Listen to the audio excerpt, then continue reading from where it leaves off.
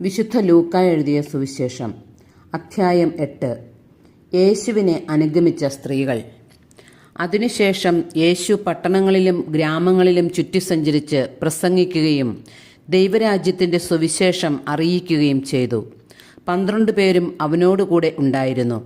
അശുദ്ധാത്മാക്കളിൽ നിന്നും മറ്റു വ്യാധികളിൽ നിന്നും വിമുക്തരാക്കപ്പെട്ട ചില സ്ത്രീകളും 7 ദുഷ്ടാത്മാക്കൾ വിട്ടുപോയവളും മഗ്ദലേന എന്ന് വിളിക്കപ്പെടുന്നവളുമായ മറിയവും ഹേറോദേസിന്റെ കാര്യസ്ഥനായ കൂസായുടെ ഭാര്യ യോവാന്നയും സൂസന്നയും തങ്ങളുടെ സമ്പത്ത് കൊണ്ട് അവരെ ശുശ്രൂഷിച്ചിരുന്ന മറ്റു പല സ്ത്രീകളും അവരോടൊപ്പമുണ്ടായിരുന്നു. വിതക്കാരന്റെ ഉപമ. പല പട്ടണങ്ങളിലും നിന്ന് വന്നുകൂടിയ വലിയ ഒരു ജനക്കൂട്ടത്തോട് ഉപമയിലൂടെ അവൻ അരുളിച്ചെയ്തു. വിതക്കാരൻ വിതയ്ക്കാൻ പുറപ്പെട്ടു. വിതയ്ക്കുമ്പോൾ ചിലത് വഴിയരികിൽ വീണു. ആളുകൾ അത് ചവിട്ടിക്കളയുകയും പക്ഷികൾ വന്ന് തിന്നുകയും ചെയ്തു. ചിലത് പാറമേൽ വീണു.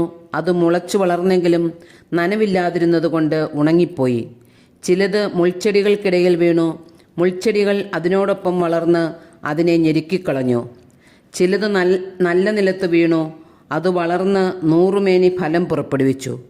തുടർന്ന് അവൻ സ്വരമുയർത്തി പറഞ്ഞു, കേൾക്കാൻ ചെവിയുള്ളവൻ കേൾക്കട്ടെ. ഉപമയുടെ വിശദീകരണം. ഈ ഉപമയുടെ അർത്ഥമെന്ത് എന്ന് ശിഷ്യന്മാർ അവനോട് ചോദിച്ചു. അവൻ പറഞ്ഞു, ദൈവരാജ്യത്തിൻ്റെ രഹസ്യങ്ങൾ അറിയാൻ വരം ലഭിച്ചിരിക്കുന്നത് നിങ്ങൾക്കാണ്. മറ്റുള്ളവർക്കാകട്ടെ അവ ഉപമകളിലൂടെ നൽകപ്പെടുന്നു. അവർ കണ്ടിട്ടും കാണാതിരിക്കുന്നതിനും കേട്ടിട്ടും ഗ്രഹിക്കാതിരിക്കുന്നതിനും വേണ്ടിയാണ് അത്.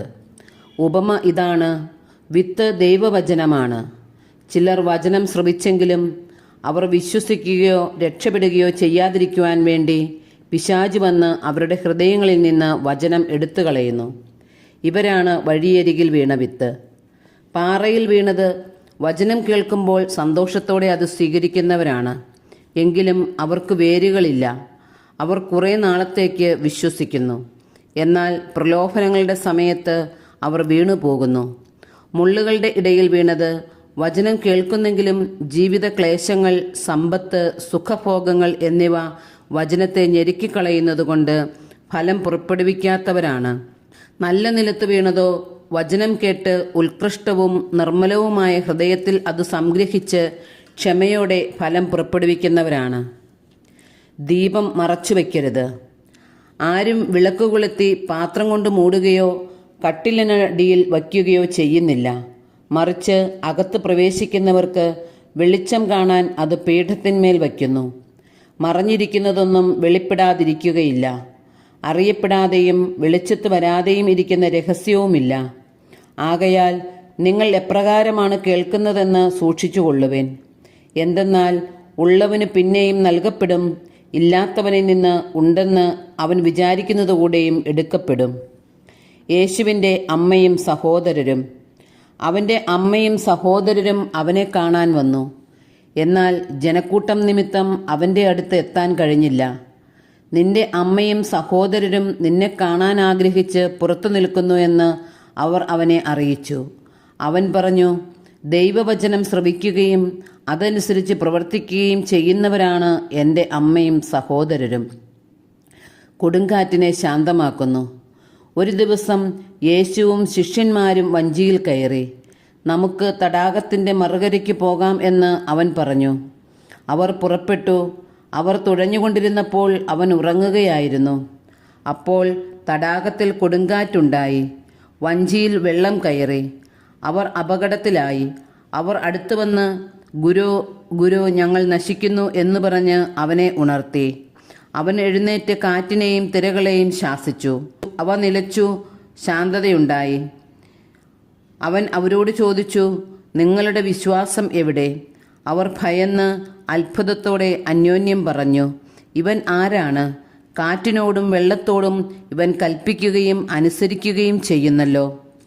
പിശാചുബാധിതനെ സുഖപ്പെടുത്തുന്നു. അതിനുശേഷം അവർ ഗലീലിക്ക് എതിരെയുള്ള ഗരസേനയുടെ നാട്ടിലെത്തിച്ചേർന്നു. അവൻ കരക്കിറങ്ങിയപ്പോൾ പിശാചുബാധയുള്ള ഒരുവൻ ആ പട്ടണത്തിൽ നിന്ന് അവനെ സമീപിച്ചു. വളരെ കാലമായി അവൻ വസ്ത്രം ധരിക്കാറില്ലായിരുന്നു. വീട്ടിലല്ല, ശവക്കല്ലകളിലാണ് അവൻ കഴിഞ്ഞുകൂടിയിരുന്നത്.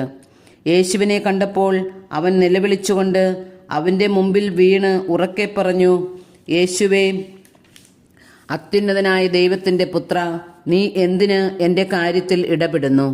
എന്നെ പീഡിപ്പിക്കരുതെന്ന് ഞാൻ നിന്നോട് അപേക്ഷിക്കുന്നു. എന്തെന്നാൽ അവനിൽ നിന്ന് പുറത്തു പോകാൻ അശുദ്ധാത്മാവിനോട് യേശു കൽപ്പിച്ചു. പലപ്പോഴും അശുദ്ധാത്മാവ് അവനെ പിടികൂടിയിരുന്നു. ചങ്ങലകളും കാൽവിലങ്ങുകളും കൊണ്ട് ബന്ധിച്ചാണ് അവനെ സൂക്ഷിച്ചിരുന്നത്. എന്നാൽ അതെല്ലാം തകർക്കുകയും വിജനസ്ഥലത്തേക്ക് പിശാച് അവനെ കൊണ്ടുപോവുകയും ചെയ്യുമായിരുന്നു. യേശു അവനോട്, നിന്റെ പേരെന്ത് എന്ന് ചോദിച്ചു. ലെഗിയോൺ എന്ന് അവൻ മറുപടി പറഞ്ഞു. എന്തെന്നാൽ അനേകം പിശാചുക്കൾ അവനിൽ പ്രവേശിച്ചിരുന്നു. പാതാളത്തിലേക്ക് പോകാൻ തങ്ങളോട് കൽപ്പിക്കരുതെന്ന് ആ പിശാചുക്കൾ അവനോട് യാചിച്ചു. വലിയ ഒരു പന്നിക്കൂട്ടം കുന്നിൻപുറത്ത് മേയുന്നുണ്ടായിരുന്നു. ആ പന്നികളെ ആവേശിക്കാൻ തങ്ങളെ അനുവദിക്കണമെന്ന് പിശാചുക്കൾ അപേക്ഷിച്ചു. അവൻ അനുവദിച്ചു. അപ്പോൾ അവ ആ മനുഷ്യനെ വിട്ട് പന്നികളിൽ പ്രവേശിച്ചു. പന്നികൾ കിഴക്കാംതുക്കായ തീരത്തിലൂടെ തടാകത്തിലേക്ക് പാഞ്ഞു ചെന്ന് മുങ്ങിച്ചെത്തു. പന്നികളെ മേയിച്ചുകൊണ്ടിരുന്നവർ ഈ സംഭവം കണ്ട് ഓടിച്ചെന്ന് പട്ടണത്തിലും ഗ്രാമപ്രദേശങ്ങളിലും വിവരം അറിയിച്ചു. സംഭവിച്ചതെന്തെന്ന് കാണാൻ ജനങ്ങൾ പുറപ്പെട്ട് യേശുവിൻ്റെ അടുത്തു വന്നു. പിശാച് ബാധയിൽ നിന്ന് വിമോചിതനായ ആ മനുഷ്യൻ വസ്ത്രം ധരിച്ച് സുബോധത്തോടെ യേശുവിൻ്റെ കാൽക്കലിരിക്കുന്നത് കണ്ട് അവർക്ക് ഭയമായി. പിശാച് ബാധിതൻ എങ്ങനെ സുഖപ്പെട്ടു എന്ന് അത് കണ്ട ആളുകൾ അവരെ അറിയിച്ചു. തങ്ങളെ വിട്ടുപോകണമെന്ന് ഗെരസേനരുടെ സമീപ പ്രദേശങ്ങളിലെ ജനങ്ങളെല്ലാവരും അവനോട് അപേക്ഷിച്ചു. കാരണം അവർ വളരെയേറെ ഭയന്നിരുന്നു. അവൻ വഞ്ചിയിൽ കയറി മടങ്ങിപ്പോന്നു. പിശാച് ബാധ ഒഴിഞ്ഞ ആ മനുഷ്യൻ അവൻ്റെ കൂടെ ആയിരിക്കാൻ അനുവാദം ചോദിച്ചു. എന്നാൽ അവനെ തിരിച്ചയച്ചുകൊണ്ട് യേശു പറഞ്ഞു, നീ വീട്ടിലേക്ക് തിരിച്ചുപോയി ദൈവം നിനക്ക് ചെയ്തതെന്തെന്ന് അറിയിക്കുക.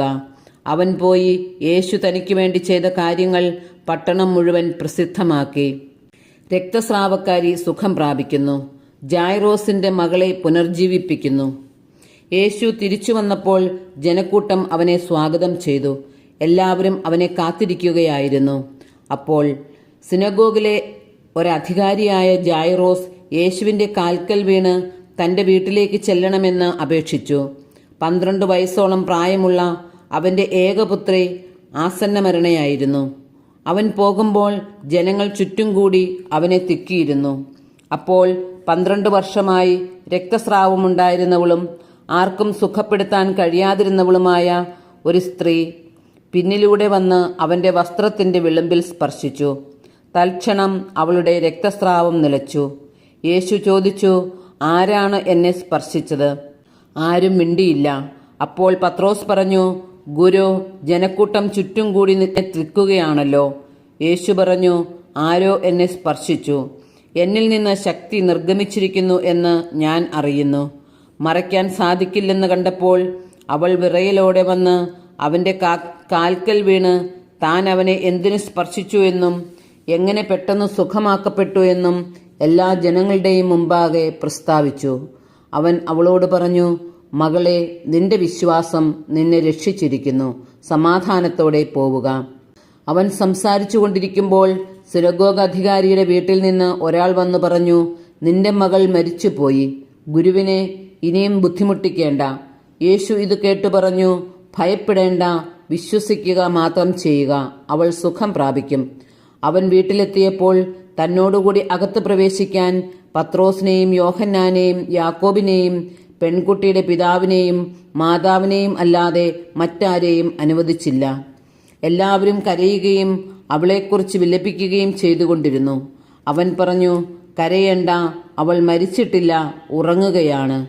എന്നാൽ അവൾ മരിച്ചു കഴിഞ്ഞു എന്നറിഞ്ഞിരുന്നതുകൊണ്ട് അവർ അവനെ പരിഹസിച്ചു.